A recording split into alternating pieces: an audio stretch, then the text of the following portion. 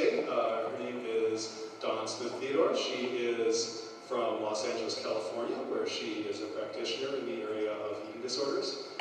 She's also the author of the book Too Thin, which is out there on our library table. It's one of the books that we have available in the area.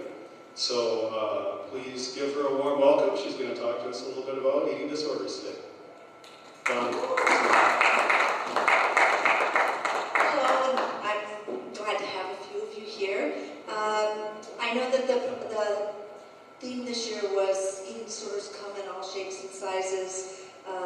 So I wanted to do a little bit of information just about eating disorders and so that to give more information to people who may not be aware. So I said eating disorders do not discriminate. They come all shapes and sizes, all genders, all cultures, races.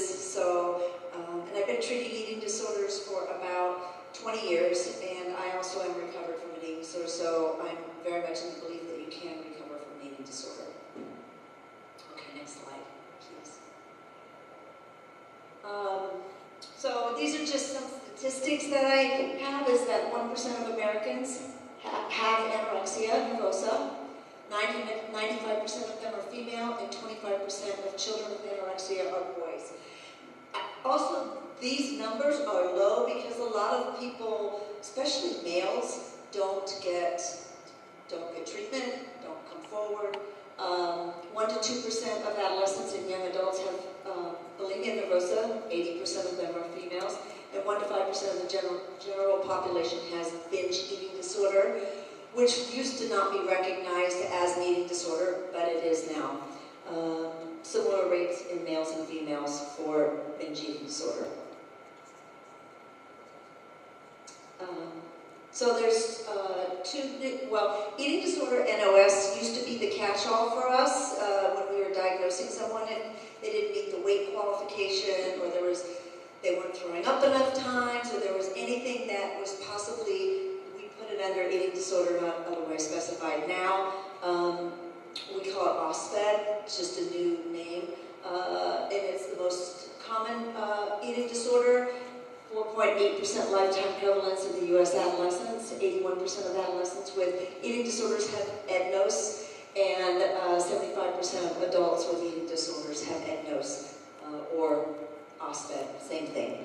And then avoidant restrictive food intake disorder. 14% of adolescents in eating disorder treatment clinic have had OSFED, and most likely to be younger and male. So I actually am working at a treatment center right now, just consulting, and I have somebody right now, and it's a male, and many times it's because there's an anxiety disorder associated with it. They get very anxious, and then they have a fear of eating because they're fearful that they're going to throw up. Okay, so what are eating disorders? And there's the 3 circles of social, psychological, and biological. Serious illness, clearly it causes death, that can cause significant health problems and emotional distress. Involve unhealthy and extreme emotions, beliefs, and behaviors around food, weight, and body image. Potentially life-threatening, caused by genetic and environmental factors. Affects all genders, ages, races, ethnicities, and sexual orientations. It is treatable, and the sooner the treatment, the better for the chance of recovery. So the treatment center that I used to work at, we would do an outcome study, and it was like 80% of the people would get to a place, maybe not recovered, but in recovery. So here are the different eating disorders: anorexia nervosa, bulimia nervosa, binge eating disorder, avoidant restrictive food intake disorder, and OSFED, other specified feeding or eating disorders. So those are the 5 categories. So anorexia nervosa is a form of self-starvation and excessive weight loss. Inadequate food intake leading to body weight that is too low, intense fear of weight gain, and persistent use of behaviors to prevent weight gain. Obsession with weight and body size. So as you can see, looking in the mirror, when you look in the mirror, you see something completely different than what anybody else sees. disturbance in self-image, and denial of the severity of the situation. So many times, you know, when I had my eating disorder, it was a long time ago, and they only knew how to diagnose it. They did not know what to do with me, and consequently it took me a lot longer to get better. But it also was very hard for me because I didn't think that I was that sick. I was able to participate, and yet I was really, should have been probably hospitalized. Bulimia nervosa, main characteristic, cycle of binge eating and compensatory behavior. So most people think that compensatory behavior is purging. It can be multiple things. It can be purging through vomiting, it can be purging through exercise, through the use of laxatives, diuretics. So there's many ways that someone can purge their food.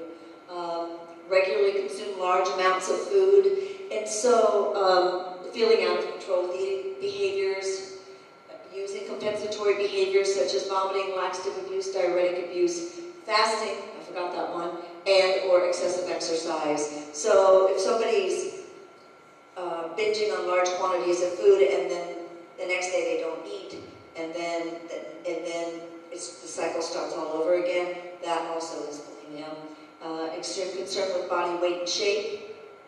The thing about this is that most people with bulimia are usually of a normal weight, because even though they binge on large quantities of food and get rid of the food in some way, shape, or form, they usually don't get rid of all of it, and so therefore they hold on. Their body weight stays pretty normal. The other thing is that their bodies want to hold on to the food because it's confused. It doesn't know if it's going to be fed, not fed, fed too much. So it's trying to hold on to any part of nutrients that it can. Binge eating disorder. So really glad that that's in the DSM-5. It was not recognized as an eating disorder in the past. Recurrent binge eating without regular use of compensatory behaviors. So it's very similar to bulimia, except there's no behaviors, no exercise, no vomiting, anything. Frequently eating large quantities of food in a short period of time. Feeling out of control during the binge. People have gone from drive-through to drive-through. And there's a lot of shame associated with it, both with bulimia and with binge eating disorder. Eating when not hungry to the point of discomfort and or eating alone due to embarrassment.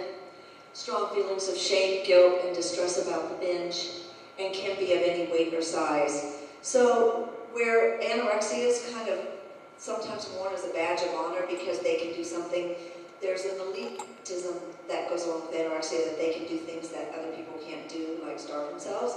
Bulimia and binge eating disorder has a lot of shame associated with it because of the behaviors. Avoidant restrictive food intake disorder.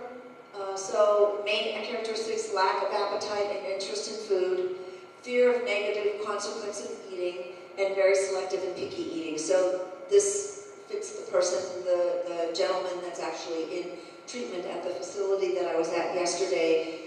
In the San Francisco area, he's there because he's afraid to eat, because when he gets anxious, then he vomits. Symptoms: reduced food intake, frequent complaints of body discomfort with no apparent cause, and range of acceptable food decreases over time. I also have somebody in my private practice right now who has this, who is extremely anxious, and when she eats, she has a hard time keeping it down, and just involuntarily vomits. So it's very difficult. And then OSFED, which is an eating disorder that doesn't meet the criteria for other eating disorders, but still causes significant physical and psychological problems and distress. So for example, like somebody who might not meet the weight requirement for anorexia nervosa, but they're not eating, or they're starving themselves, or they have the thought process of somebody with anorexia would fall into this category, or somebody who's not binging and purging enough times as it would be classified as bulimia. So atypical anorexia meet all criteria except low weight, subthreshold bulimia nervosa or binge eating disorder, lower frequency of behaviors, and purging disorder, purging without binge eating. So Under anorexia, there are two categories. There's restrictive anorexia, and then there's binge purge. And so, but if, for example, somebody is just purging and not binging, then they would fall under this category. And it's every bit as severe as any of the other eating disorder diagnoses. So know the warning signs. Frequent bathroom trips after meals. So somebody who's throwing up will want to get rid of the food pretty soon after they have eaten. So you can probably, within 30 minutes, I mean, some people can get rid of it up to 2 hours afterwards, but they're going to go to the bathroom quite frequently. Evidence of diet pills, laxatives, diuretic use, which are all very dangerous. Complaints of body discomfort with no apparent cause. Fear of negative effects of eating, like choke. Sometimes people are afraid of choking, they might be afraid of vomiting. Withdrawal from friends and usual activities. This is a big one because people with eating disorders isolate. And so the eating disorder becomes their best friend. And so they start to spend all the time thinking about food, weight, body, calories, when they're going to binge next. And so it consumes their life, and they withdraw from friends and activities that they've had interests in the past. Compulsive exercise, excessive exercise despite injury and fatigue. This is a big one. People will run on fractured legs, feet, in the cold if they're sick, because they cannot not exercise. Isolation, depression, anxiety, and irritability. When you're not eating, or when you're eating and throwing up, you're not very happy. And even though you can't give it up, it's like a drug. And so, but the difference between drugs and eating disorders is with drugs you can stop. With eating disorders, you have to learn how to eat again. In whether it's eat and keep your food, or eat and learn how to eat, meals consistently. So that's when people go to treatment. That's really, they set up a structure for meals, snacks, and it really helps. Restlessness, because people who have eating disorders think they should always be moving, and difficulty concentrating. So preoccupation with weight, food, calories, dieting, body image. Refusal to eat certain foods. So when somebody starts, they will, be a regular eater, and then slowly they cut out things in their diet, and it becomes like, I don't eat bread, and I don't eat pasta, and I don't eat butter, and so things slowly, it gets down to a very narrow margin of what people will eat. So restricted and reduced food intake, excuses to avoid meals and situations involving food. So, like, in my case, I don't think I ate with my family for probably 2 years because I just did not want to eat with them and nobody made me. I'm not hungry, abnormal, secretive, extreme food rituals, and eating habits. So, and one of the things that we do in treatment is try to replace unhealthy food rituals with healthy rituals, like, I'm saying positive thoughts before they get up in the morning, reading some type of blessing before the meal, things that start to shift the thought process while they're getting better.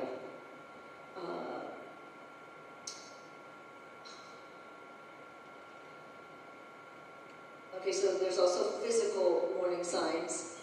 Weight loss is one of them.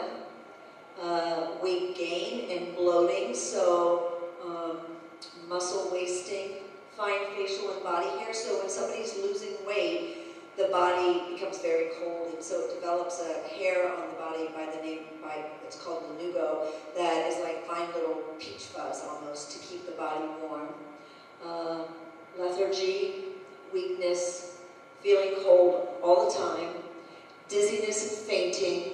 And, one of the things that happens also is that when people are, the bloating thing, when people are throwing up, because their body doesn't know if they're going to feed it or not feed it, it does hold on to the food and a lot of bloating does happen. There's a lot of gastrointestinal problems. Irregular absent periods, hair loss, headaches, constipation, discoloration or staining of teeth due to the purging. Lots of people have a lot of damage to their teeth. Calluses on the back of their hands, so like back on the knuckles, because they're sticking their fingers down their throat, they're going to have calluses there. Swollen salivary glands. So sometimes they swell while they're purging, and sometimes when people stop purging, they swell even more. And so, like, we will give people sweet tarts because it helps with reducing the swelling. And repeated or slow healing injuries. So injuries that have happened due to malnutrition and then maybe they're over-exercising on their bodies, things like that. So this I put up there just you can see the difference in the person between the way she looks in her eating disorder and how she looks when she's not in her eating disorder. So eating disorder, physical signs, so there's the muscle wasting where you just see the bone, and then the lanugo, you can see the little peach fuzz on the hair, and then the glands, the parotid, and the other glands are both the ones that swell in here. And then the things on the knuckles. And here are just some things that can happen to people. I won't go through all of them, but it's, you know, a lot of things there's a lot of things that happen to people, and everybody's body's different, and, you know, there's a lot of heart issues. So with people with anorexia, their body starts to shut down because they're eating away at muscle because they're not eating enough. With bulimia, they are in danger of having a heart attack. The heart attack because of the enzymes are off, and and then the other danger with bulimia is the tearing of the esophagus. So the esophageal tear can cause them to bleed out and hemorrhage from the esophagus. So, but there's other things. I mean, there's gastrointestinal problems. There's kidney issues. I mean, it takes a lot of it causes a lot of issues. So we have a dieting problem in our country, and so 40 to 60% of 6 to 12-year-old girls are concerned about their weight or becoming too fat. And 46% of 9 to 11-year-olds are sometimes or very often on diets, and 82% of their families are sometimes or very often on diets. Greater than 50% of normal weight teen girls believe they are overweight.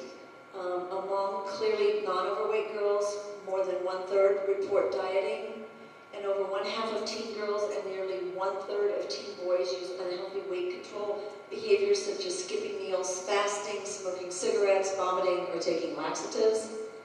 And 35% of normal dieters progress to pathological diets.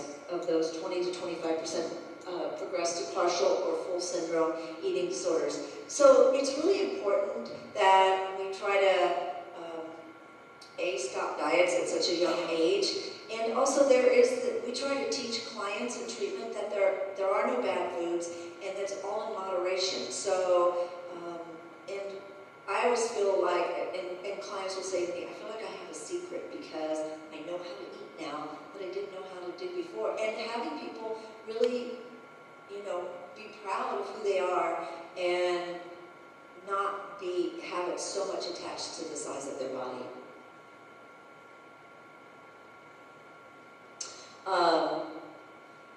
95% of eating disorders develop between the ages of 12 and 25. The majority of them are female. There's a genetic predisposition, was a parent or sibling with an eating disorder or close relative with a mental health condition, negative energy balance, trauma, especially in childhood. And I like to say to people, trauma can be many things. It could be that my parents got a divorce. It could be that I had some type of sexual or emotional abuse or physical abuse. grade. So the word trauma gets thrown around a lot, but there's a lot of reasons that people have trauma in their life and feel trauma. Psychological factors, having another mental disorder like depression, OCD, anxiety, and then there's the personality temperament of, there's low self-esteem, very, very rigid thinking, and I always say that, the temperament is very much like perfectionistic, like it's very black or white thinking, it's either this way or it's that way, there's no in between. Factors that increase risk, social factors, teasing about weight, criticism of being overweight, and that also could be something that is traumatic for a child, and exposure to negative images about food and body. So I like to believe that people can be recovered, and so here's a definition of recovered. The person can accept his or her natural body shape and size and no longer has a self-destructive or unnatural relationship with food or exercise. When you are recovered, you do not use eating disorder behaviors to deal with, distract from, or cope with other problems. So when recovered, you will not compromise your health or betray your soul to look a certain way, wear a certain size, or reach a certain number on the scale. So, people who are recovered aren't, if something happens in their life, they're not going to resort back to the eating disorder. And they're not going to care about, we try to talk to people about not, if they're getting way back to the scale, don't use a scale yourself, unless you're going to the doctor, and then be weighed with your back to the scale. We do that in treatment. So it's, it is possible. It is possible. So this is something that we hung in the treatment center that I worked at for 17 years. May I be at peace. May my heart remain open. May I know the beauty of my own true nature. May I be healed. And may I be a source of healing to the world. That's my book. So hopefully this is helpful to you guys. It's so important that people are educated and know what to look for, and also know how to help people. At least have places and that people can go to. Resources. NEDA is a great resource. National Eating Disorder Association is a great resource for families and friends. And if you go to their website, they have great information for people, for kids about what do I do if somebody has an eating disorder. They have lots of questions and answers that I think are really helpful to people. So I want to thank you for having me, and I hope you have a great rest of your weekend and a happy Father's Day.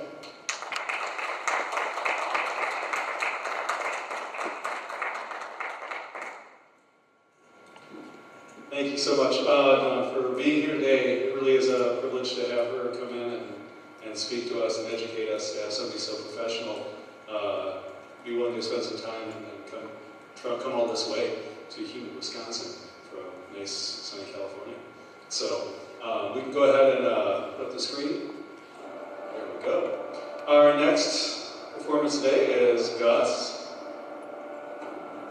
Gus Baltus is a former Milton High School student, and he's going to be playing his guitar and singing a song, I believe it's called Sitting on a Ship. Alright, so I was going to play a different song originally, but it's a little sadder, so I decided to play something more happy. And I actually wrote this song last summer, and when I wrote it, I didn't even know what it was about. I just woke up one morning, sat up, and just started playing. Wrote all the words to it, and then a couple weeks later I was standing around my backyard, kind of figured out what it was about. It's kind of that feeling when you first wake up in the morning and your mind is like the most clear it is throughout the entire day. Just that first hour you're awake, and everything's kind of at ease, and your mind just works the best. So, here it is.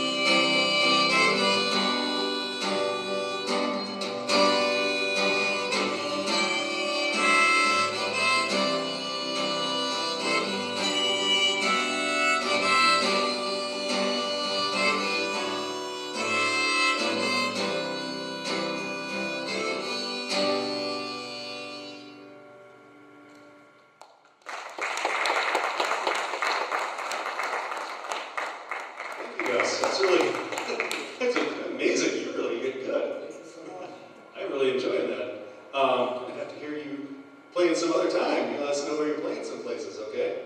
Come listen. Very good. So that was Gus. Next up, we have Priscilla Ziegler, and she's going to do a poetry reading for us. So, Priscilla, you can come on down. There she is. Priscilla's also another former Milton High School student who's who knew Maria, so it's always fun to have people here to participate who knew Maria and were in school with her. So, here you go. Do you need a stand or off your phone? All right. Good.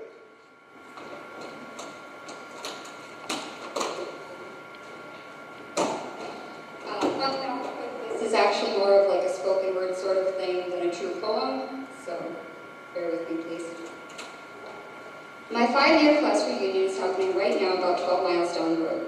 Acquaintances that I got to know over 4 years or more are sitting in classrooms and raising our hands absent-mindedly. 4 years of pep rallies, football and soccer games, and years of dreaming of getting older. But you know, I'm happy I'm here, right now, with all of you. Here's a fun fact about me. 5 years ago, I thought I wouldn't make it to see 20 years old. I was blinded, vision completely skewed by my insecurities, fears, and mental illness. I'm not sure if anyone knew how bad it was. Let me take you back for a minute, paint a picture in your mind if I may. I was sitting on an old bench near my window. The red numbers on the clock told me night was headed into the morning mist, 4:31 a.m. I most definitely should have been asleep, but sleep in high school for me was hard to come by. I was constantly jittery in fear and broken promises that other people didn't even know they'd broken. I sat there and stared out the old glass window, daring the sun to make an appearance to brighten my mind. You see, sitting alone on that bench in my room, visions of self-harm and insecurities flooded my mind. Nothing drastic had to happen for my mind to let those thoughts in. It was automatic, almost as if shifting a car from neutral to drive. A slight change in pace. The tape in my mind was on loop, repeating friends' wishes to stay clean. No one knew about that either. I never let anyone in. I guess I still don't, honestly. When I was 16 or 17, I had my head cut open by an extraordinary doctor who had practiced medicine his entire life. He traveled to other countries across the globe to help poor children. He constructed deformed faces back into beautiful masterpieces. He did the work of God with his bare hands. He cut my head in half as if he was cracking open a novel to explore the adventures inside, but lied underneath with stories and secrets that I held close to me. I looked at the nurse in her bold blue eyes moments before I was wheeled down a long, narrow white hallway. The gurney's wheels started to squeak and my heart sped up, 1,000 miles an hour, I swear. I could hear my heartbeat fluttering in my ears. A peaceful sleep was near in my future, relief. I asked the nurse gently, what if I don't wake up with tears in my eyes? I knew she saw the scars on my wrist about 5 minutes earlier, some fresh and some healed, but still showed signs of distress. You will, sweetie, I promise. I knew legally she was not supposed to promise me anything, but it still felt nice to have an encouraging word before my head would be differently shaped for the rest of my life. About 9.5 hours later, I woke up. I think I told the nurse she was beautiful as I threw up blood and medicines into the bucket she was holding. I'm sure she really appreciated that.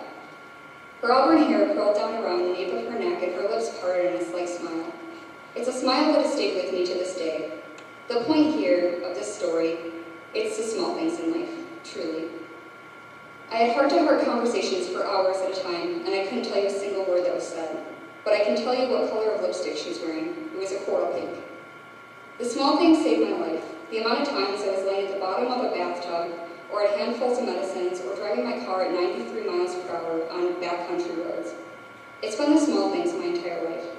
It was the guidance counselor who didn't give up on me. He let me sit there and cry for as long as I needed.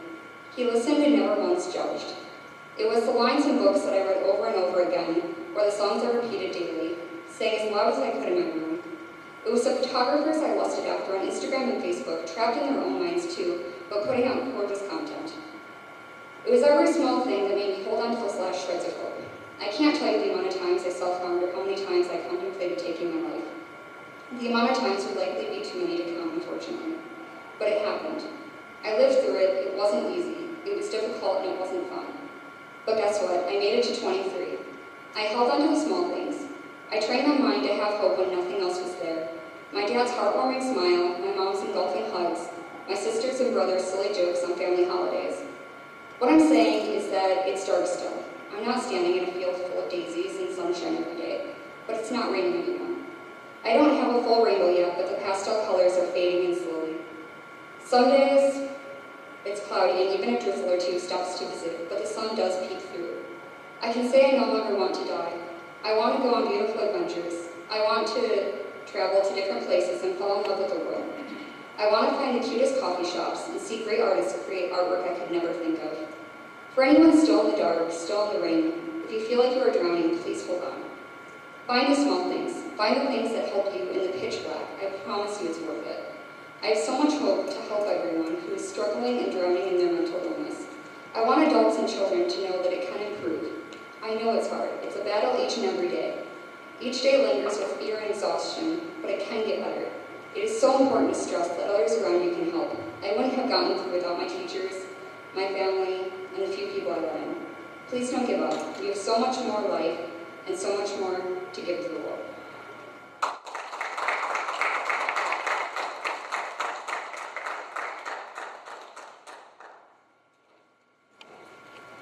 Thanks, Priscilla. That was a really neat story to hear. I remember clearly when you went through your surgery and stuff like that. So I was never really heard the whole story behind it. It's very inspiring to hear that. So thank you so much for sharing that with us today.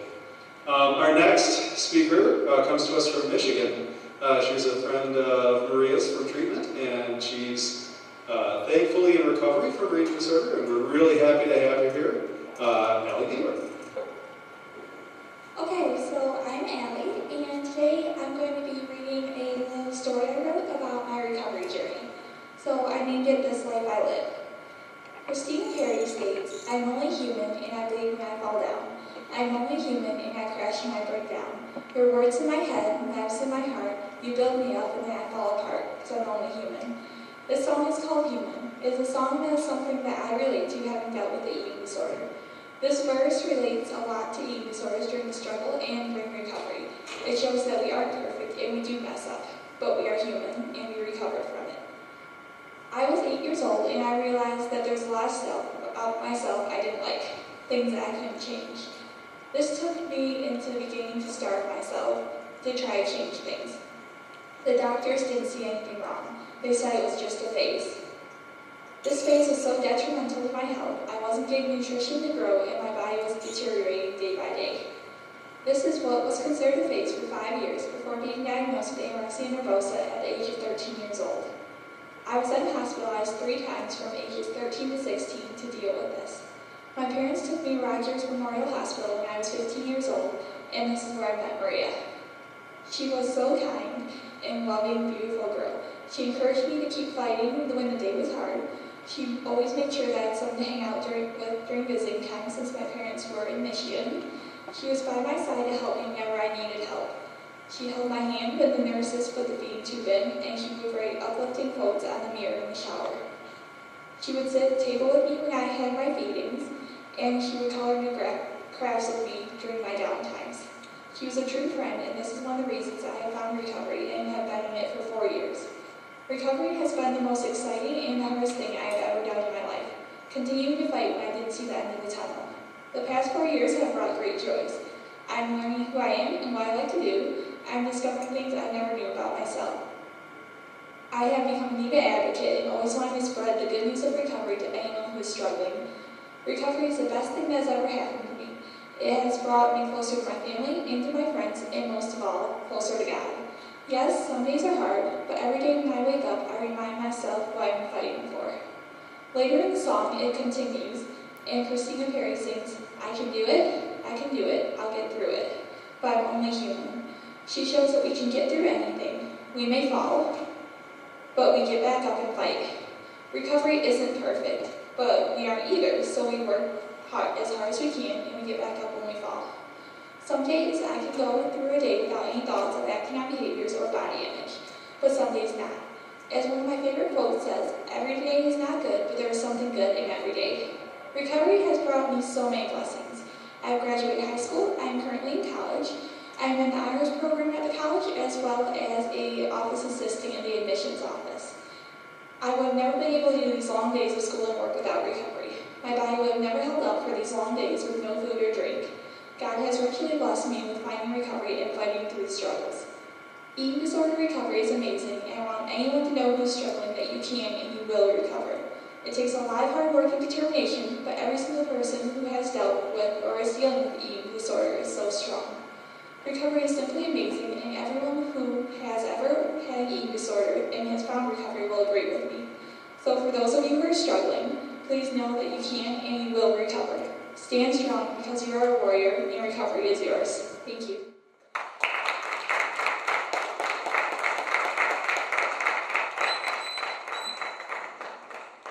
Thank you, Allie. It's really special to have people like Allie be able to come here and spend some time with us, and as we talk about eating disorders and talk about these things that we need to talk about. Again, we're learning a lot today. Next up, we have Eric Johnson, and he's going to be accompanied by Zach Burgess. Eric will be singing the song "Fear is a Liar." All right, this song is, like you said, "Fear is a Liar" by Zach Williams. And this song just touches me deep because we all have fears and insecurities, but there is something that's much stronger. So here we go.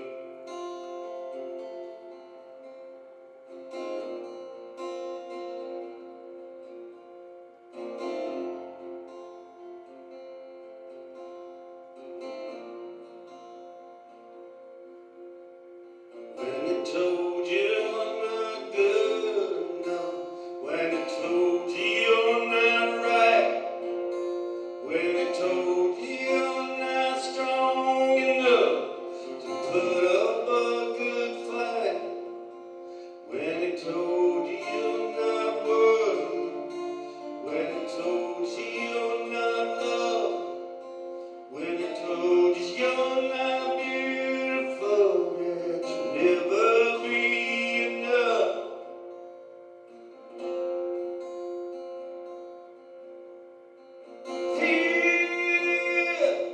He is a liar.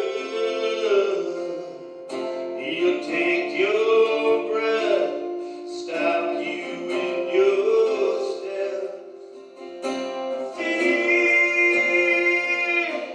He's a liar. He'll rob your rest, steal your happiness, cast your fear in the fire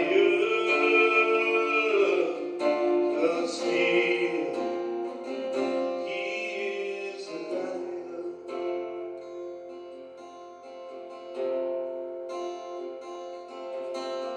I told you were trouble, you'll forever be alone. When it told you you should run away, never find a home. When it told you you were dirty, you should be ashamed. When it told you you could be the one, God could never change your fear. Is a liar.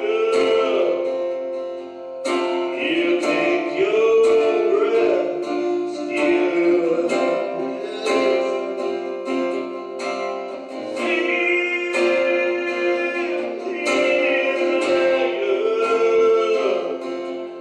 He'll rob your rest, steal your happiness, so cast your fear in the fire of steel. He is a liar.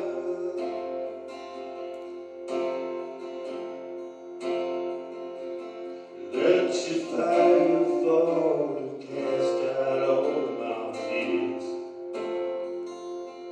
Let your fire fall, your love is all I feel. Let your fire fall and cast out all my fears. Let your fire fall, your love is all I feel. Let your fire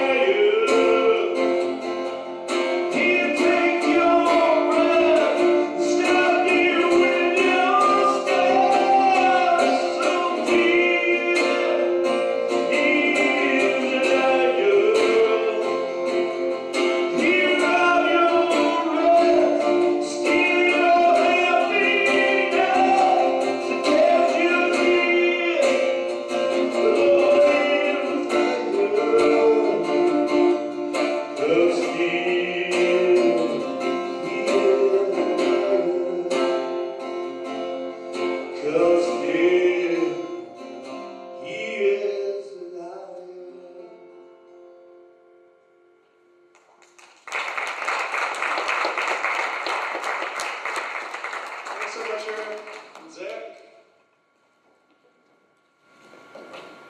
We'll see Zach again in just a little while. He'll be doing another piece for us, so it's always good to have him here.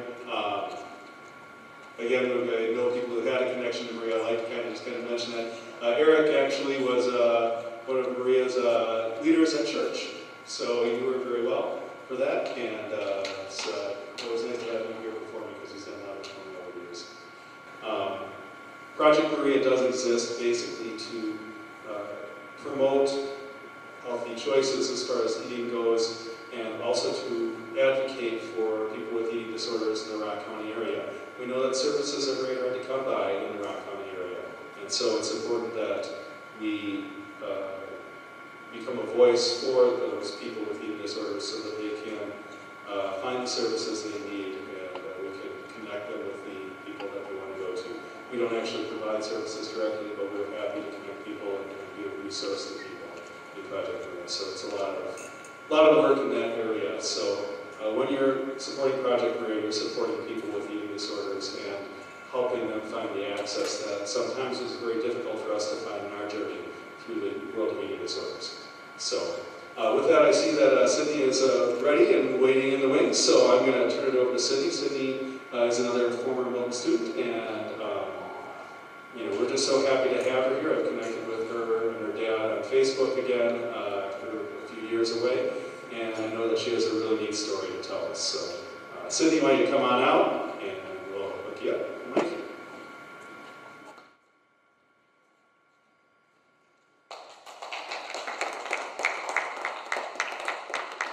Good evening, everyone. My name is Sydney Beatty, as Mr. Dorn said. I actually graduated from Milton High School in 2011, and I was completely the one that was wanting Milton High School in my rearview mirror and having it stay there forever and ever. But I'm so humbled and honored to be here sharing a little bit of my heart and my story with you today. It's really funny how life works, and I'm thrilled that it worked out this way. So yeah, I'm just gonna jump right into it here. My story will start a ways back. I can say that I think I've always struggled with body image issues, self-confidence, and self-worth issues.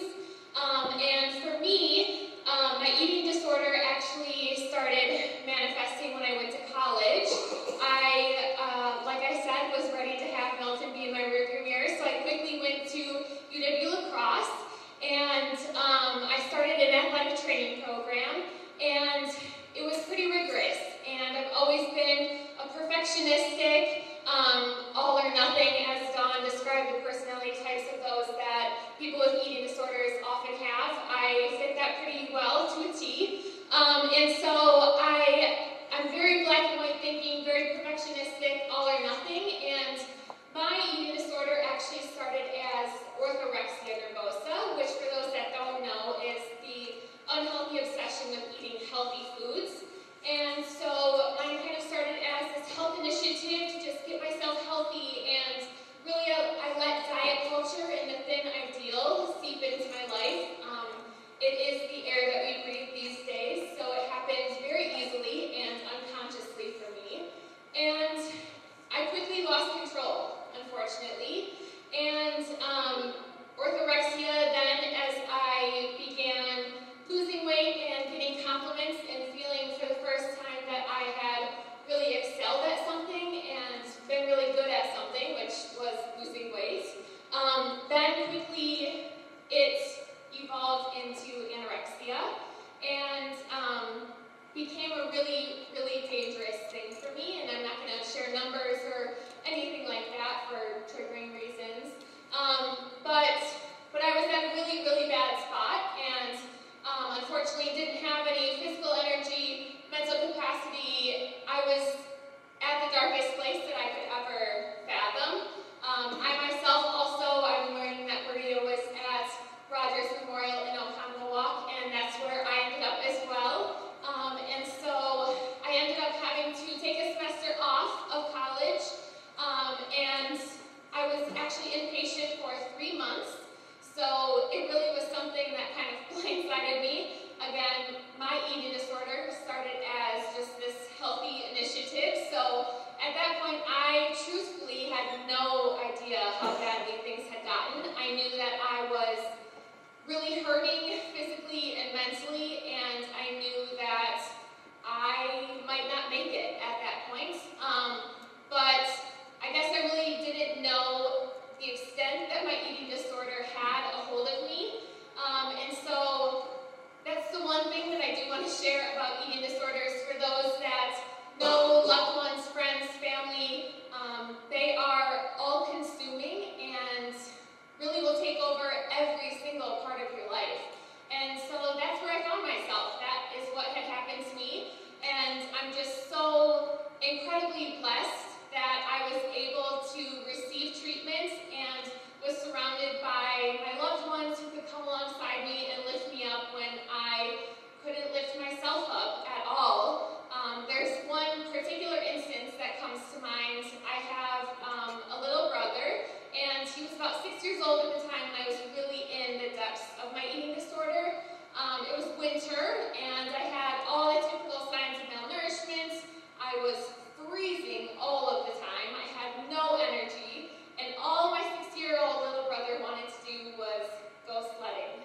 And I unfortunately did not have the energy or the body fat to make myself all the way up to King Hill. And so I wasn't able to do that. But then after receiving treatment, a long, long ways down the road, now hiking is one of the best things that I do for my body. It's one of the best ways that I can celebrate my recovery and how far I've come is hiking. And so that is one of, in this recovery process, something that I've been able to find the most joy out of is being in nature and really coming back home to myself. That's another thing about eating disorders is how disconnecting and isolating they are. And I really suffered with that as well. And so in this recovery process of just coming home to myself and really rediscovering who is Sydney, what do I even like, what do I get joy out of, that's what I discovered is that I feel the most grounded in nature and in hiking. And that's been a huge thing for me, a really big celebration of what my body is capable of if I just love it right. And so, yeah, I guess that's just, recovery is possible. It's not easy. Being in treatment was the hardest thing that I've ever had to do in my life. And it's something that I still have to choose day in and day out. I still have to take one foot in front of the other to get up to the top of the mountain. And the beautiful thing, what I discovered, is there's this view that I never ever would have otherwise been able to see at the top of the mountain. And so it's possible, and I'm really passionate about eating disorders now and outreach, and I just hold what Project Maria does so incredibly close to my heart, and I'm just so honored to be here today. I do share that with you, my hiking stories and all of that. I will be moving to Colorado here soon. I'm going to grad school, and I'll be pursuing a Master's of Social Work and Master's of Public Health with the hope to work and specialize in eating disorders. So I think that's a pretty common thing. But I know that my story is so much bigger than I am, and so I'm just so happy to share it. And just those, if you know someone struggling, I see you and I hear you, and I'm so blessed that my family's here to support me even today. And I just keep showing up for those people even when it's hard, and they will start to show up for themselves too. So, yeah, I think that's all I have to say, but thank you all so much.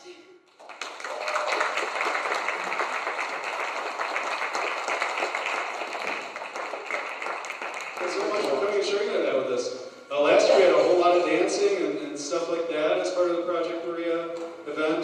This year it's been a little more on the speaking and singing side, so every year is a little bit different. And so that's what kind of makes this interesting, is we get all sorts of different situations. And again, that's the idea of kind of an art jam. We want to get all sorts of different expression, both out in the cafeteria and up here on stage.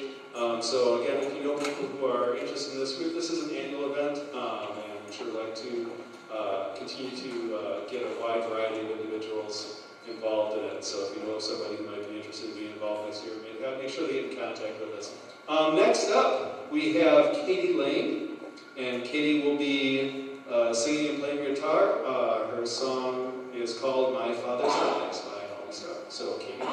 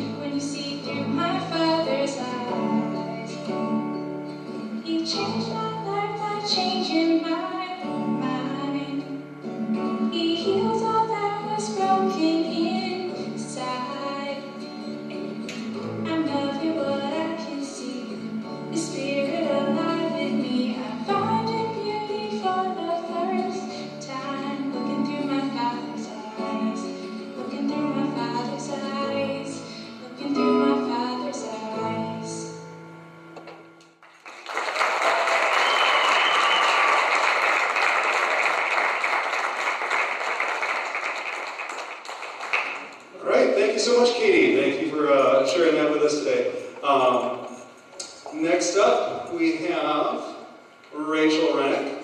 There she is. You were just wondering where you were. Thought maybe you ran away on me. Rachel would do that. Rachel is another friend of Maria's from her school years, and she's here today, and she's going to do a forensics piece, I believe it was, that she did. For us, and so we've been waiting to hear this for quite some time, so I'm really excited that Rachel's here to do this for us today. You got this, Rachel. I didn't think I was going to be so emotional, but like Mr. Dorn said, it was a classmate of Maria's, and to see my family back there supporting me is just really special. So, yeah, just got a little emotional with that song. I just had to come to Jesus moment, I guess, in my chair. But like Mr. Dorn said, I will be performing a prose piece. It's like, I'm doing like a compilation of some excerpts from a book that Maria actually helped me pick out 2 years ago when I was a senior in high school. I'll be portraying someone who is struggling with an eating disorder, and I'm aware that it is an intense presentation, and if you decide to step into the cafeteria during my presentation, I will not be offended. Thank you.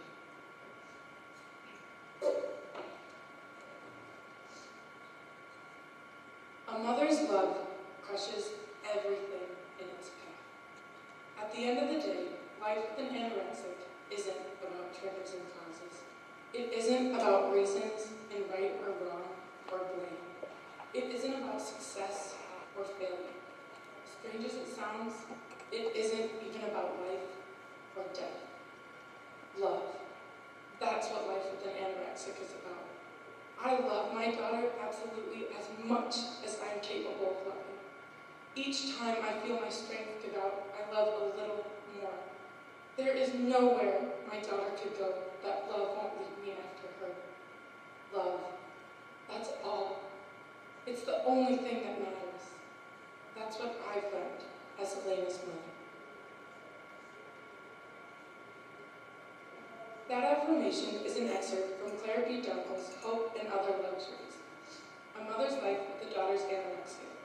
Anorexia is an eating disorder identified by self-starvation and excessive weight loss. According to the National Eating Disorders Association website, it is one of the most deadly mental health conditions on the planet, as it kills up to 20% of its victims. The following is an excerpt of the account of Dunkel's daughter, Elena. Each page that I turn represents another tear to Elena's suffering with anorexia. And although it grows bleak, never forget that Elena's is a story bookended by love. Elena Vanishing, a memoir by Elena and Claire B. Dunkel. No junk food.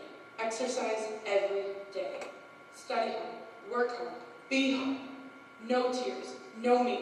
No eating after 9 p.m. Get up at 6 every day. Bed before 1 a.m. 800 calorie max on weekdays. Wait day is Friday. Days will be planned, and that plan will be followed. Tidy room, no slacking, no laziness. I will not be a failure. I'm not a college student. I'm a super student, the kind they pay to be here. I've made the honor roll. I even won a departmental award. I've turned down dozens of dates, and I'm still wearing size 00 jeans. The meal skipping I do isn't a disorder, because it never lacks order. My control over food is a habit of a winner who refuses to give it to mindless grazing. I no longer skip meals because a black hole nibbles away at my core. I'm over that. I've conquered it. I'm winning. Life is a combat zone. People who say it isn't have already lost the war. Stress used to gnaw and saw away inside me like a tiny black hole. I learned that in spite of my stress, I could do everything I needed to do. Study, make top grades, shop for the right clothes, and put on that perfect smile. I felt just like Wonder Woman. The only thing I couldn't do was eat. For months, I was afraid that my struggles over food were going to give me away. I wore baggy clothes and lived in fear of the day when pity would find me and smother me. You're having trouble, Elena. I'm so sorry for you. I think you're being so brave. Anger and bewilderment are forms of admiration. It's pity I can't stand. Pity wraps you up inside your problem until the problem is all people see. And when you do something amazing, nobody's jealous anymore. They hug you and cry and call you brave when what they really mean by that is damaged. Perfection. That's what I want people to see when they look at me. Nothing but perfection. Anger is honest. Hatred is a backhanded compliment. Envy is the best gift of all. But let them turn you into a victim and you're labeled for life. Pity is the seed you drown in. But my not eating turned out to be the best disguise of all. As the girl in my mirror got thinner, I became more popular, and I didn't have to do a thing. Guys treated me differently. Girls came to me and begged, please, please tell me how you did it. The girl in my mirror wasn't me anymore. I haven't looked at the girl in the mirror since. I don't need to. It doesn't matter what I see. It only matters what other people see. Cool, calm, in control perfection. Welcome to Burger King. May I take your order? I snap on my daydream at the start. What am I doing in the drive-thru lane? I'll take a double Whopper with cheese and chicken tenders with ranch dipping sauce and a large Coke. No ice. No, make that a double Whopper meal. Large fries. And wait, how many tenders? 2 or 3? 3. And I need a large vanilla shake. Is that my voice? My hands are trembling on the steering wheel. My breath is hot and quick. Like magic, a big white bag appears in my lap. I pull over into a nearby parking spot and tear into the bag like an animal. As the contents of the bag fill my mouth and then stomach, I begin to slow down. Look at you. Look at what you've done. Did you have to lose it over burgers and fries? Thousands of calories. Thousands and thousands. I shouldn't have gone for this type of food. I can't believe I ate this stuff. I'm so sorry I lost control. Please, please, please stop this from happening. You will fix this problem. You will fix it now. So, I purge every meal. I purge every drink. I cut my legs. I cough blood. My heart is getting worse. I'm on 11 meds, and I don't care.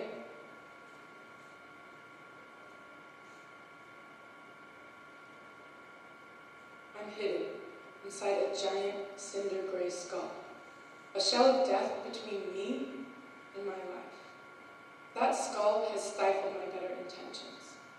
The bad people I know have been right there with me on the inside. But the good ones, the ones who cared for me, the ones I would have had to learn to care for in return, they haven't had a chance to break through. When does life become death? I've been dying now for 7 long years. I lie there, ground down to exhaustion beneath the skull. Is this my life? Is this my future? This is who we are. I'll never leave.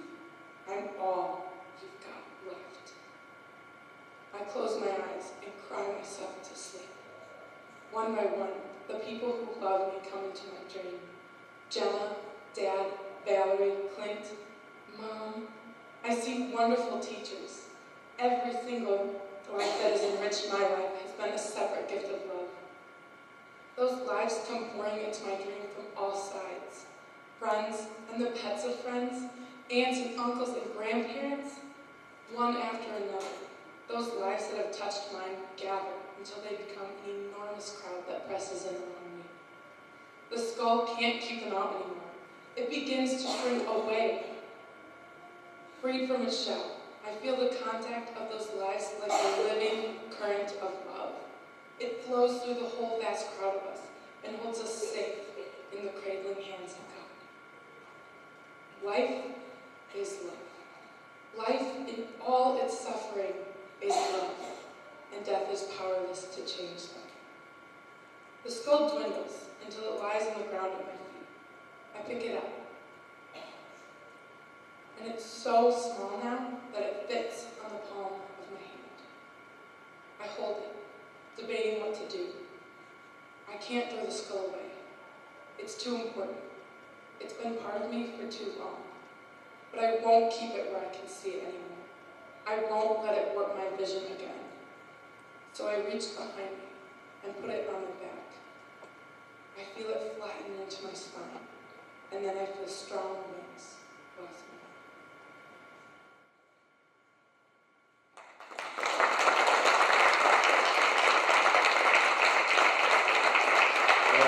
That's pretty amazing, Rachel.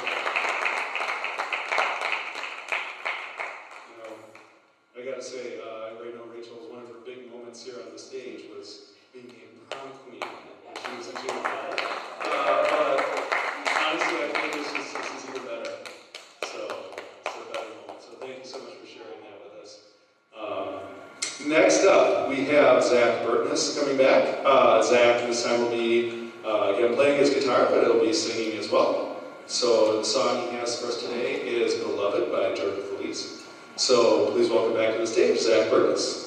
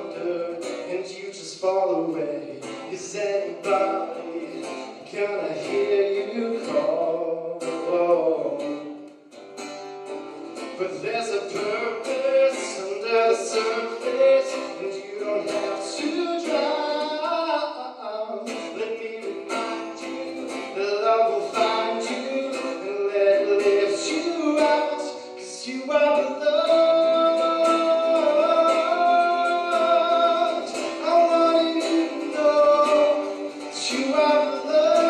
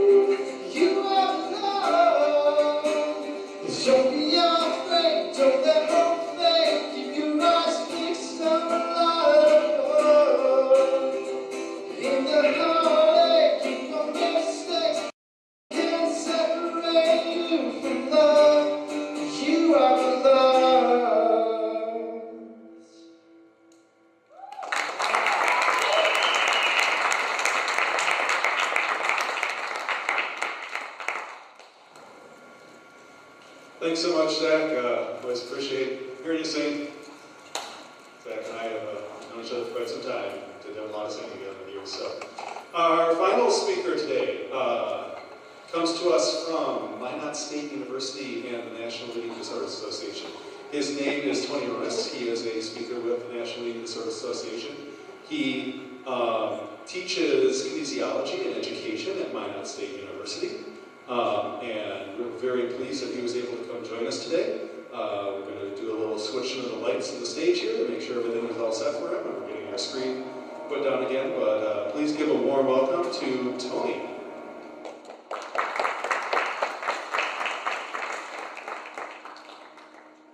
All right, so I hope I won't talk too loudly here. It's actually really, I was just talking to them backstage. This is pretty cool. When I go around and speak, I usually have to hold onto something or clip something in my shirt. So this is pretty high tech. I'm actually really excited for this. First thing I want everybody to do is take out your cell phones, because I know you're not touching them right now at the moment anyway. Is take out your cell phones. And what I'm going to be doing today, I am going to be talking to you about my personal story with eating disorders and a little bit of my advocacy, but I want to put the message home regarding recovery. Because I think when it comes to the media, when it comes to speaking events, a lot of people really focus on how sick they were and how bad they are, which obviously they are, we wouldn't be here today. But I would also like to talk about some tips that I have come up with that work for me, that I hope would work for other people who are struggling with eating disorders, as well as their parents, families, and friends. So, next slide, please. I'm going to see if this works. Let's hope and pray that this works.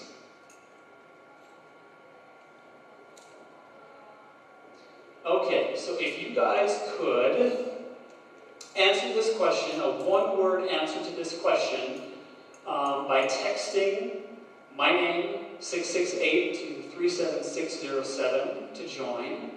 And the question is, when you wake up in the morning and after you turn on the light in the bathroom to get ready, what is your first initial thought?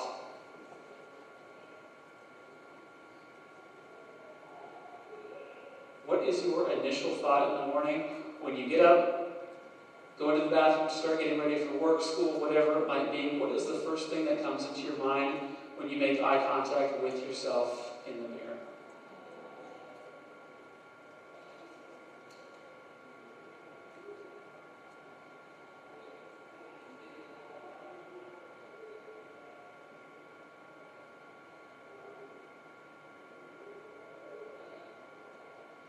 Is it working for anybody?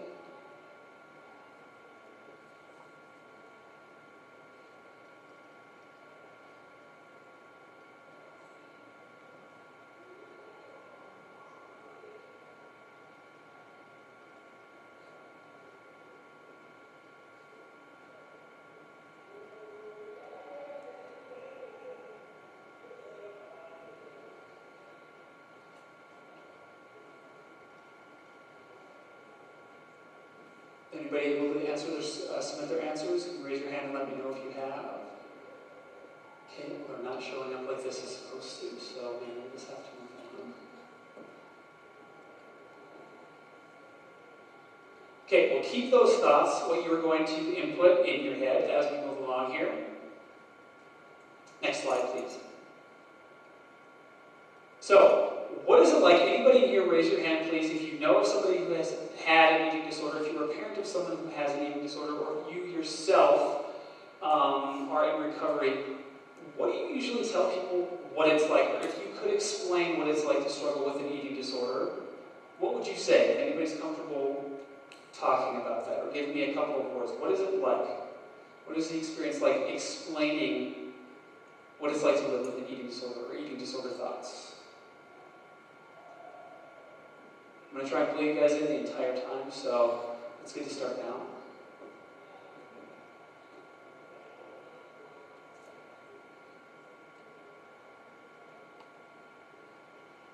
Okay, we'll go to the next slide. So when my eating disorder began, and I'm going to try to be done in a half hour. I know you guys don't want to sit that long. I tend to ramble, so if you need me to be quiet at certain times, let me know.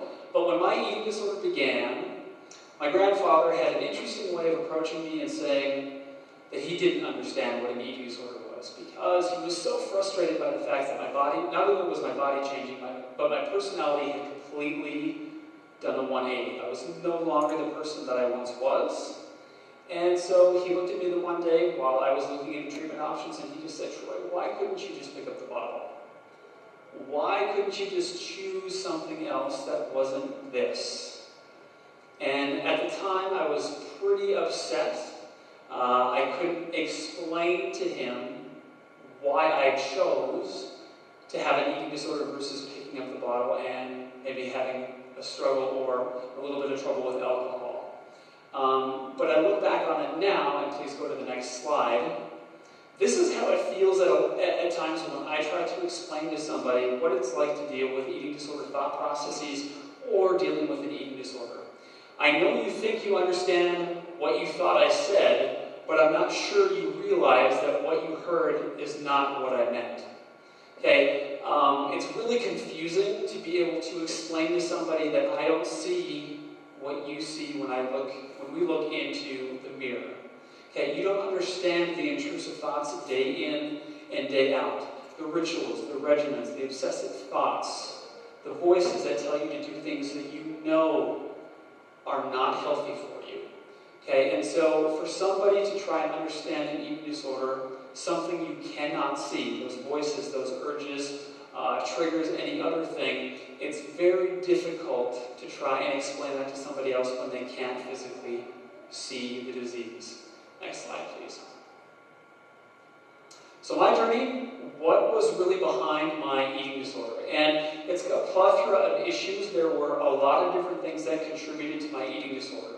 Now, I'm not going to say there's one thing that's of particular blame. I'm going to show you that there are a lot of things. I had not the best experience in school growing up. I had a lot of teasing that went on, bullying.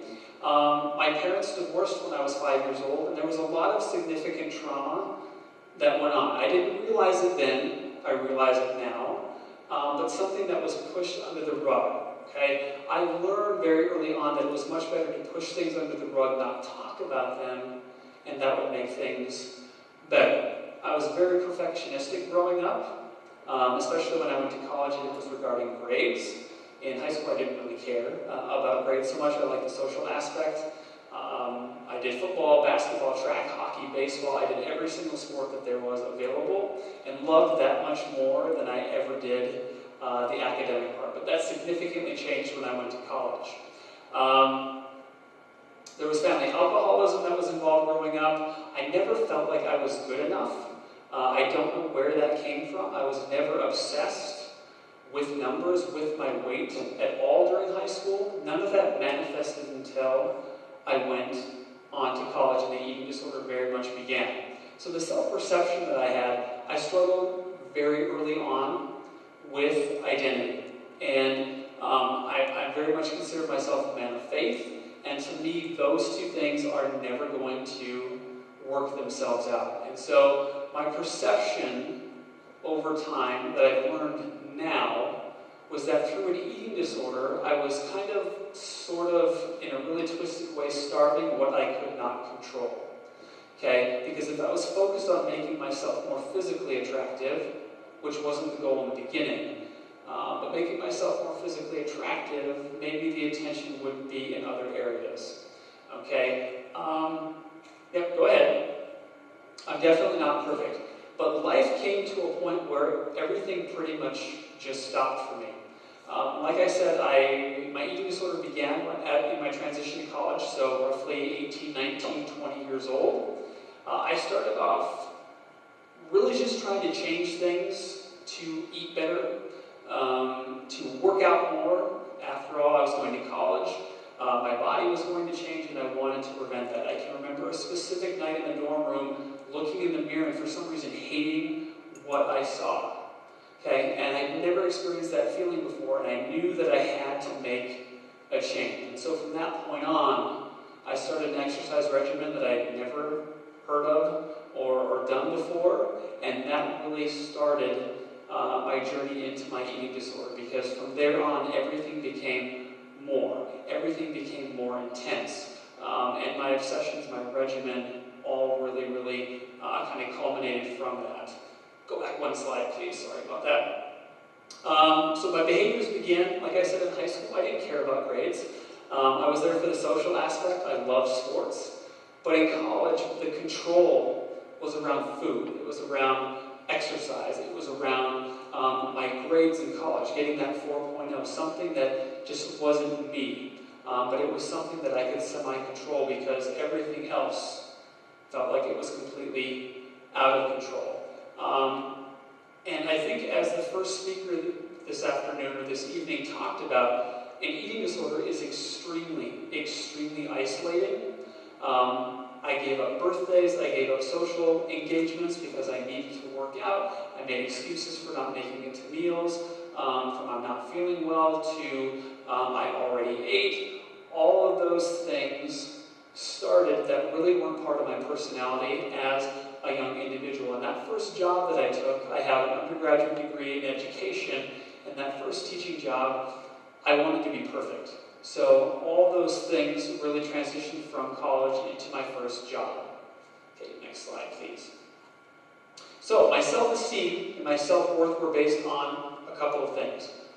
My workouts. If I did not work out as hard or harder from day to day, I had to repeat the workout over again.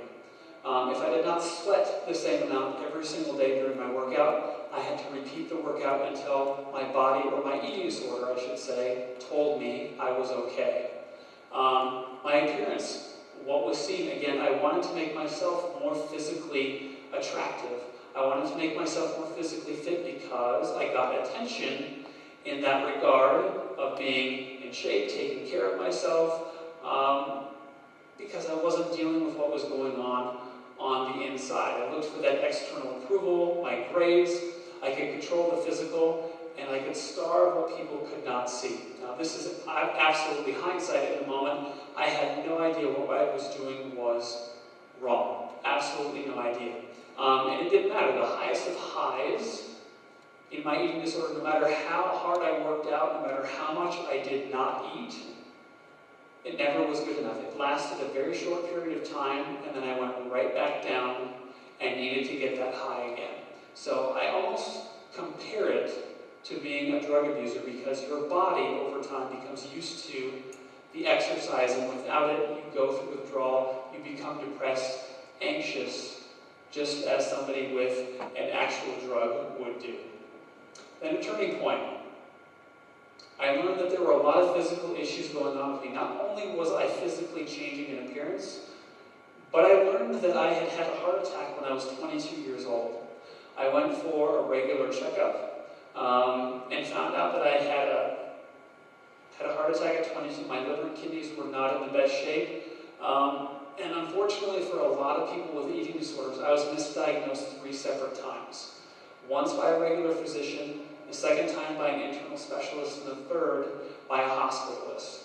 And interestingly enough, the one doctor said, you know, you're just a runner. Things are okay. Your thyroid is a little bit off, so we're going to put you on some medication to fix that. What that ended up doing is it made my eating disorder more successful in terms of helping me to lose weight. And so the medical professional community is not well equipped to deal with eating disorders. I had no relationships with family and with friends. I was so withdrawn. I can remember Christmas. I missed my nephew, who was born that year, his first Christmas, because I had to get up at 5 o'clock in the morning and drive home to my own workout equipment, because that was the equipment I trusted to get my workout in for the day. And so I missed out on absolutely everything while I was in my eating disorder. I was emotionally numb. I never felt great. All I felt was low. Slides here. So reaching out, interestingly enough, my mom way back in the day was a huge Dr. Phil fan. I wasn't so much, but I was in my first job. I remember sitting on the floor wrapped in a blanket in the house that I was renting while I was teaching, because at that point my body could not physically keep itself warm enough anymore. And I remember coming across Dr. Phil's website, and in the corner it asked, all right, if you have a question for Dr. Phil you want answered, please send something in to us. And I thought, okay, well, I'm having a real issue with exercise. I never thought I had an eating disorder. Guys do not get eating disorders. At least that is the common misconception. And so I wrote in asking, how can I possibly quit working out? I was incredibly sore, I was incredibly injured, and yet I kept pushing through. A day later, I received an email asking for further information. I thought that was the standard procedure for them. Filled out some more information, and 2 days later was contacted by a producer to come on the show. They gave me no information about why I was going on, and I pushed them away for 2 weeks until I finally gave in. What happened is they referred me to residential treatment. They told me that one of the producers said, now, when you're on air, this is just a side note, on air you can say yes to the treatment, yes to the help. Again, I had no idea why I was going. But they said you can say yes to the help and the treatment on air, but afterwards you can say no. That's totally fine with us. But I did say yes to the treatment, and luckily enough, the treatment facility did follow up after the taping and the airing, and I did agree to go. This was in January of 2009, and I wanted to finish out that first year of teaching. It was my responsibility to deal with my students. It was my responsibility to teach my athletes. But I wasn't aware that I wasn't practicing what I was preaching, right? I was doing behaviors that were certainly not healthy. I was referred to a residential treatment facility, Rogers Memorial Hospital, here in Wisconsin. The things that really stand out to me, not necessarily what types of therapy that I had or anything, but I can remember at 22 years old, I was so physically exhausted, traveling from one place to the next, trying to get to treatment. My mom kissing my forehead, and all she said to me was, please go and get better. And she walked away and let me go to treatment. I went to a treatment facility that provided therapy for males. And I was with between 15 and 20 males while I was there. I was there for 3 months the first time. I went home knowing that I was not ready, and was back within 6 weeks for an additional 3 months of treatment.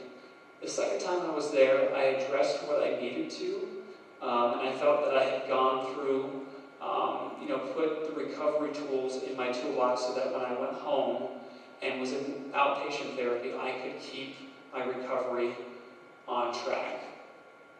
Next slide, please. So post-treatment, what has been going on? I got an outpatient treatment team, which is extremely important. I looked up different forms, both traditional and non-traditional, and I had to change providers an awful lot. I went through 4 different providers before I found one that I thought I could trust, and I went through a lot of different approaches to medication. I went through a lot of different approaches to how it was to get better, and I encourage anybody in here who's dealing with someone with an eating disorder to give that a lot of thought, because one person or one physician, one doctor, one therapist is not going to fit everybody. Family support was absolutely crucial. My father, at one point, he did not understand eating disorders, and to this day, 8 years later, still does not understand eating disorders. But at one point he said, you're doing this to yourself. Why are you working out? Why are you hurting yourself? What is wrong with you? Now his perspective has changed, but the lack of information and understanding just wasn't there. But finding your support system, whether that's family, friends, or otherwise, is so crucial in terms of moving forward. Next slide, please. Now, recovery. What has recovery been like? Next slide, please. So for me personally, now, I'm sure there are some of you in here who are in recovery. You've done many things that have helped you keep moving forward. Now, for me, writing, something I hated in high school. I was too much of a guy to do. And I found that actually putting my feelings, what I was thinking on paper, as a very helpful resource. Talking honestly about how I was feeling with my family, with my friends, putting up boundaries, talking about things that, at one point were taboo. Those things have helped me to keep going and renewing and developing my faith. As I said, growing up, faith has always been a part of my life, and I really pushed that away for a significant period of time. At one point, my faith was a very big obstacle. It was something that reminded me of how incorrect or how wrong I was. And now, looking back, my faith is definitely a tool that I use for recovery, and something that I use to show how much self-worth that I do have. Now, recovery is definitely not a nice, easy, smooth climb that you get to the destination where you're done with treatment and you're all better, or over time that things just go away and you never think about them again. I stumble, and I still have to be very aware of where my emotions and feelings and actions are at. This is not to say that there is no hope for recovery. This is to say that the tools that we learn while we're in therapy, while we do take those steps to get better, you need to keep using them as you move forward. And really, body image and eating disorders, they change over time. When you go to treatment, you learn different tactics to deal with your eating disorder, right? Well, a year from now, 2 years from now, the eating disorder learns what your tactics are, and it changes. So things that I worried about, that I obsessed over, that my eating disorder gave me to think about, are no longer there, but it's given me other avenues and other things to think about that I've never processed before. So we need to keep being aware of our feelings, our actions, our emotions, to keep those thoughts and those new tactics at bay. Now, some statistics. The other speaker did really put a lot of statistics up here, so I'm going to try and run through that as quickly as possible. But when it comes to children, when it comes to minority communities, when it comes to men, and the mortality cost, recovery time, dieters, everybody in here knows about dieting. There are a lot of habitual dieters who do it through certain times of the year. 25% of those who habitually diet will eventually progress to pathological or a clinical diagnosis of an eating disorder in their lifetime. Like I said, men, the treatment experience that I had an experience with men who had been in the military, athletes in college. I was with individuals who were 15 years old, one who was 13 years old, and one who was up to 60 years old. So eating disorders are not just a young teenage female's issue. They hit absolutely everybody. The recovery time, the earlier that you intervene with somebody who is struggling with eating disorder behavior, the less that they're going to have to, or hopefully will have to put into treatment, is going to be short as well. So someone who is in their eating disorder for 5 years versus someone who is in their eating disorder for 1, it's going to take a lot longer for them to get better, because as the speaker earlier said, the eating disorder, and I will agree with her, becomes your best friend. How you cope with things. When things are rough, when they're great, when they're bad, that's the resource. That's where we go to.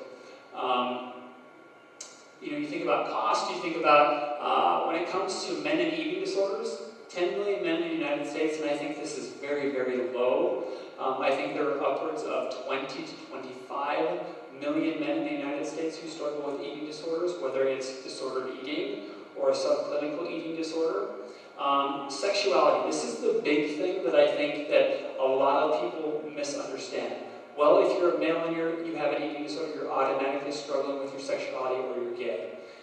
The truth is, people who are struggling with their sexuality, men especially who come forward and talk about it, do represent a higher proportion of the gay community. However, the majority of people who struggle with an eating disorder are actually heterosexual.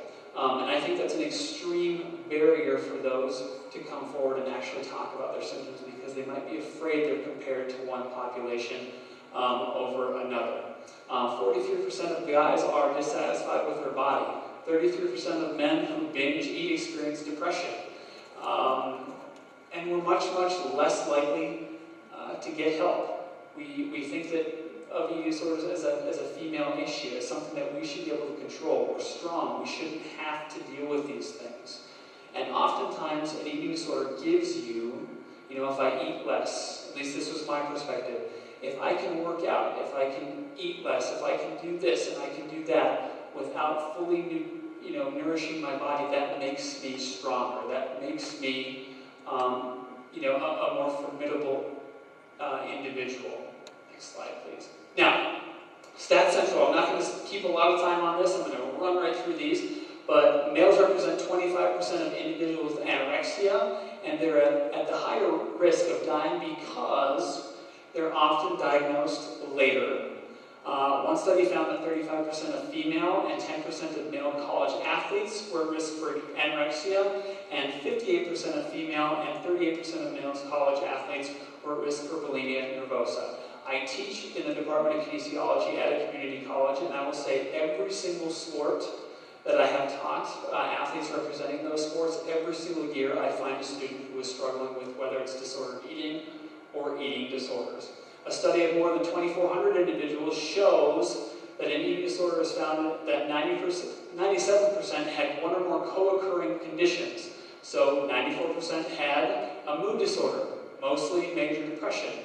Half were diagnosed with anxiety disorders. 20% had obsessive-compulsive disorder. 22% PTSD. 22% an alcohol or substance use disorder. And so when we're talking about various populations who deal with eating disorders, again, it's not just young females. It is people with co-occurring illnesses. It is men. It is people who are in minority populations, different ethnic backgrounds, socioeconomic status. It runs rampant everywhere. Next slide, please. Despite similar rates of eating disorders among non-Hispanic whites, Hispanics, African Americans, and Asians in the United States, people of color are significantly less likely to receive help for their eating disorders. And this is a significant issue that needs to be addressed.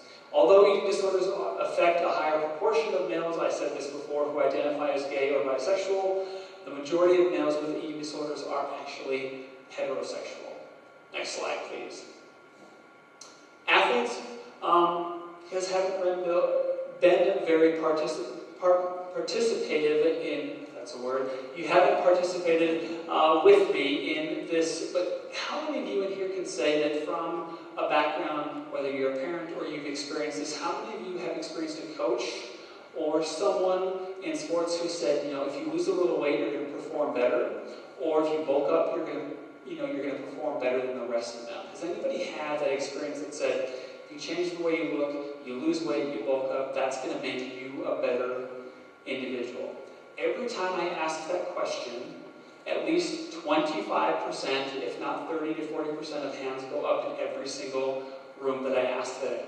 Gymnasts, runners, bodybuilders, football players, wrestlers, dancers, and swimmers are particularly vulnerable to eating disorders because their sports necessitate weight restriction. I just had a friend of mine who was both a bodybuilder and a wrestler when he was younger. He was 36 years old, newly married, just acquired 2 stepkids, and recently started speaking out about eating disorders because he struggled with bulimia for years. And he passed away of a heart attack at the age of 36. It's not something that goes away, and it needs to be talked about. Next slide, please. Next slide, please. We'll keep going. Contributing factors. So, eating disorders are not caused by mom and dad. Eating disorders are not caused by a loved one.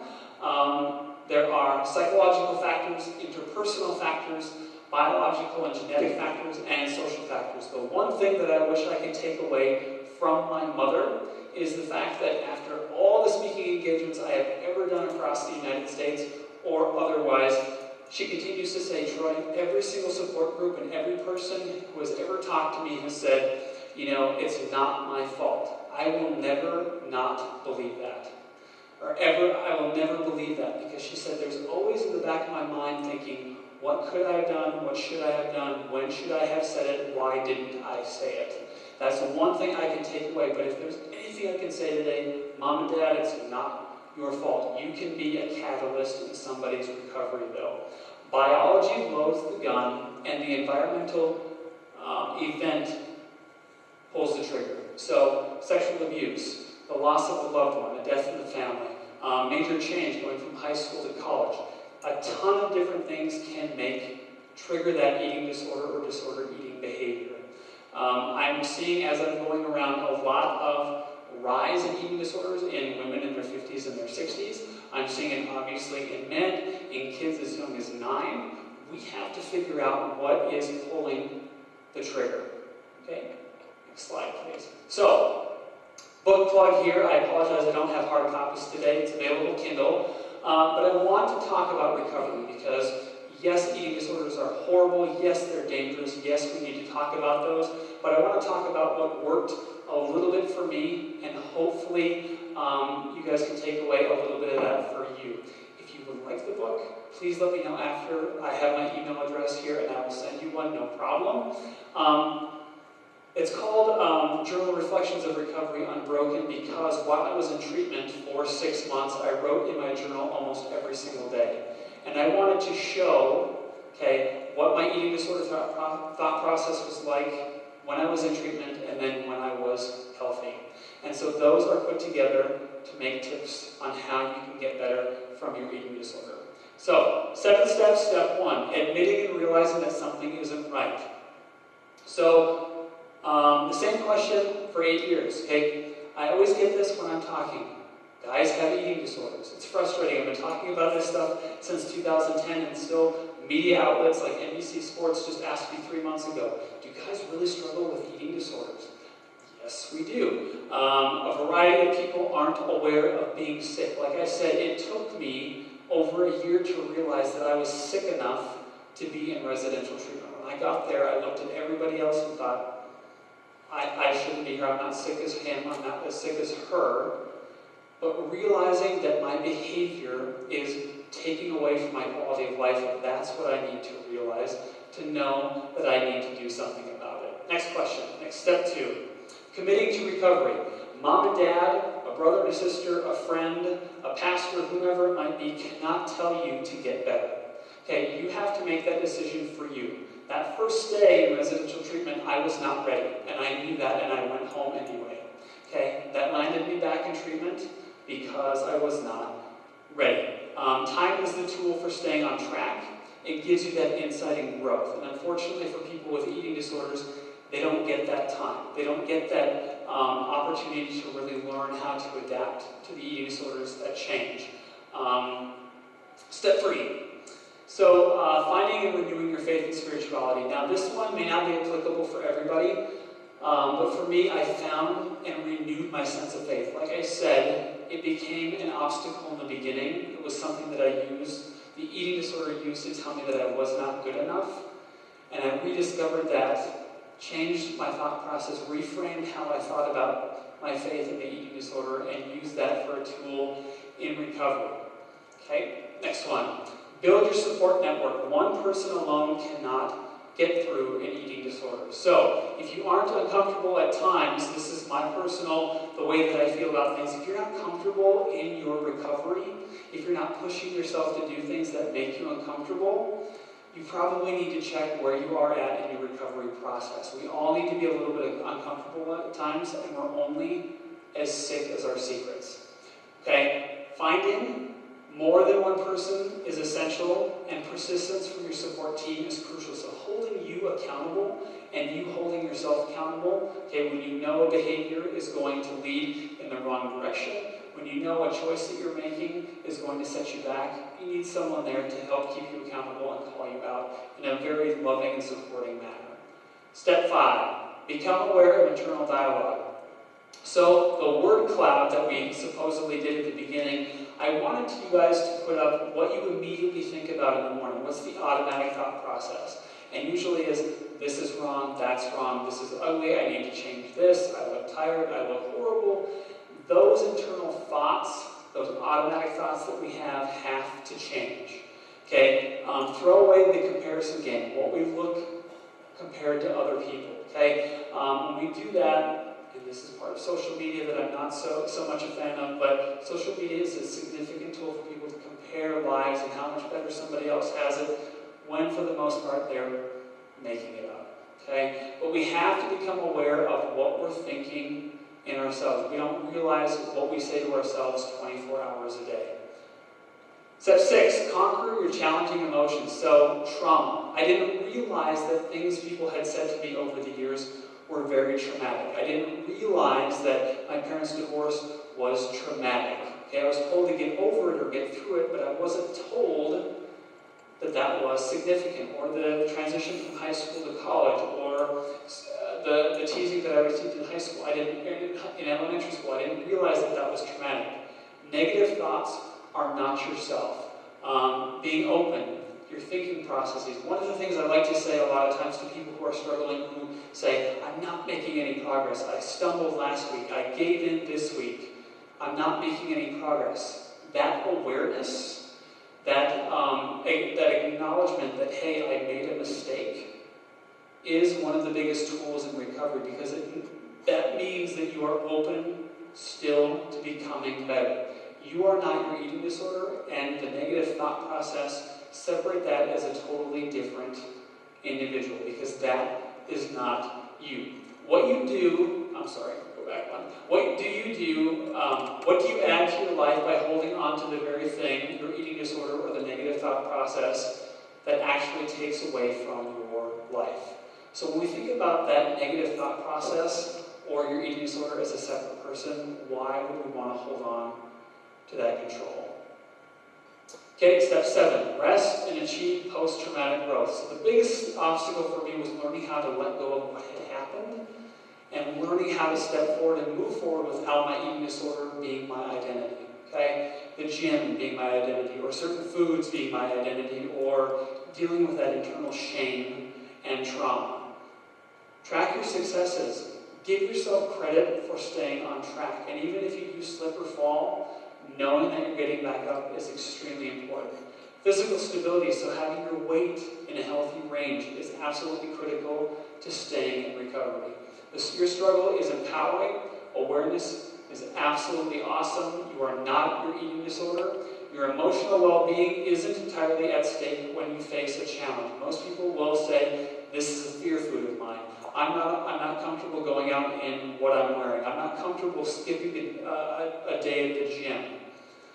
But challenges like those are a disruption to the control your eating disorder has over you. Okay? And although it's uncomfortable in the moment, the pressure to continue old habits like going to the gym, like giving into that disordered eating mindset, does diminish. And that's where that time, giving yourself that time to process things and adapt to the eating disorder, becomes so critical.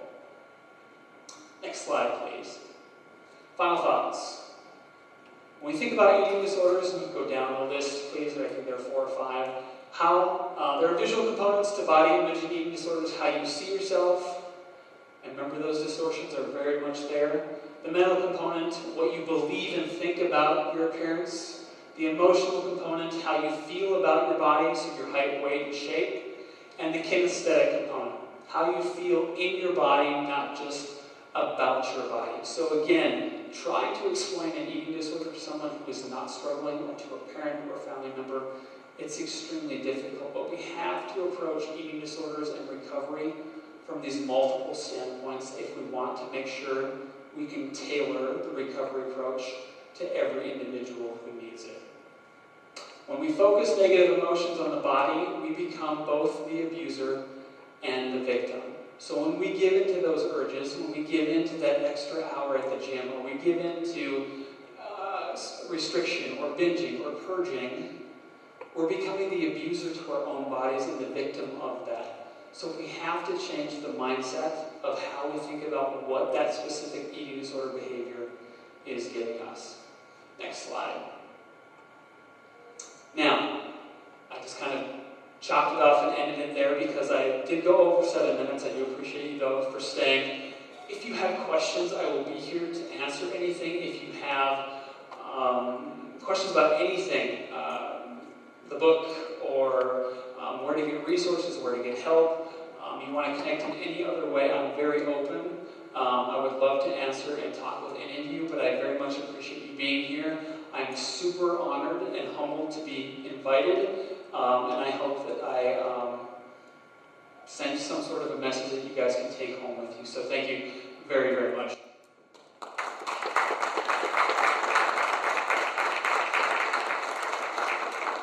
Thank you so much, Troy. Appreciate you being here and sharing that that story with us. So very informational.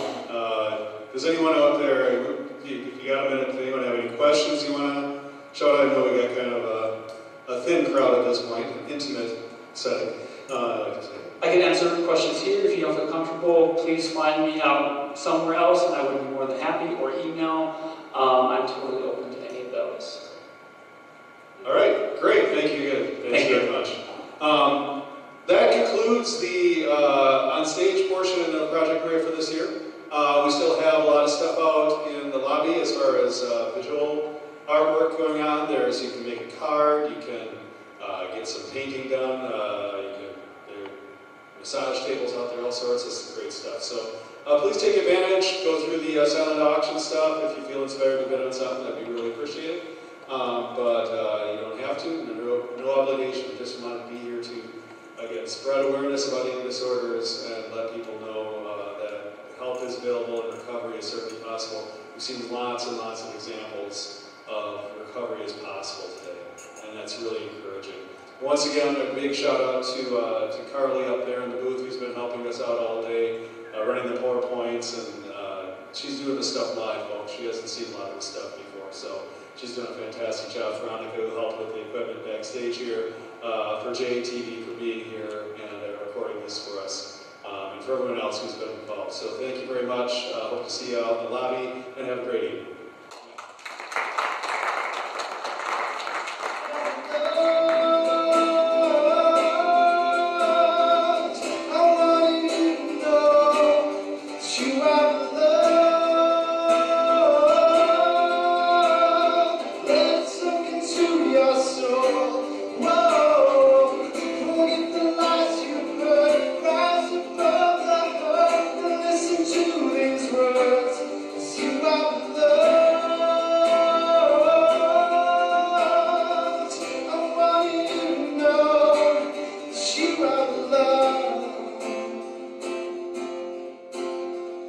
Don't be afraid.